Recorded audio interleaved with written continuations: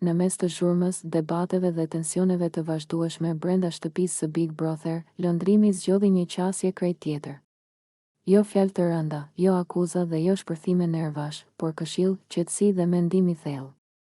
Në një bisedë të drejtë për drejtë me Bian, ai foli jo si lojtar, por si njëri që ka kaluar shumë dhe që e di se forca e vërtet nuk qëndron gjithmonë të zëri i lartë. Lëndrimi i tha qartë se jo gjithmonë duhet t'u kthesh banorëve fjalë të rënda, edhe kur ata provokojnë. Sipas tij, momenti kur e ul tonin dhe ndalon së sulmuari, është momenti kur fillon ta fitosh lojën e vërtetë. Ai e ftoi Bian të mos fokusohet te ofendimi, por të shikojë më thellë, çfarë i mungon atij njeriu që po sulmon. Çfarë problemi ka brenda vetes që po e nxjerr në formë inati, ironie apo arrogancë? Shije ku i dhem, ishte mesazhi i tij i fortë. Jo për ta shkatëruar tjetrin, por për ta kuptuar. Sepse sipas lëndrimit, shumica e njerëzve nuk janë të këqij nga natyra, por të plagosur.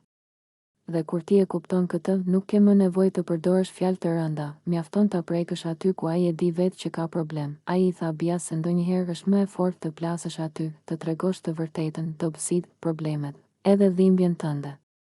Sepse kur e bën këtë para kamerave, njerëzit jashtë nuk shohin dobësi, por sinqeritet.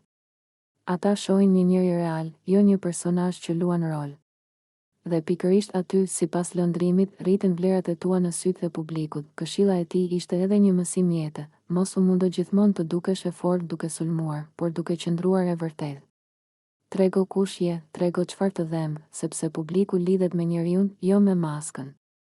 Dhe kur dikush përballet me të vërtetën e vet, shpesh mbetet pa fjalë më shumë se nga çdo ofendim. Biseda u dëgjua edhe nga banorë të tjerë, të cilët mbetën në heshtje, duke reflektuar.